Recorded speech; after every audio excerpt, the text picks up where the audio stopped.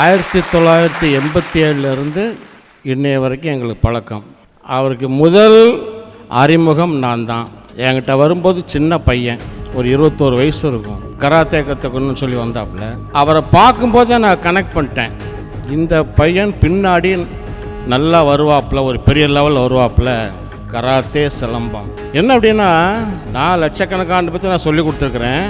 எல்லாரும் மிஞ்சி போனால் 2 மணி நேரத்துக்கு மேலே தாங்க மாட்டாங்க பயிற்சியில். ஆனால் சீமான் மட்டும் 4 மணி நேரம் 5 மணி நேரம் அசராமல் ப்ராக்டிஸ் பண்ணுவாங்க.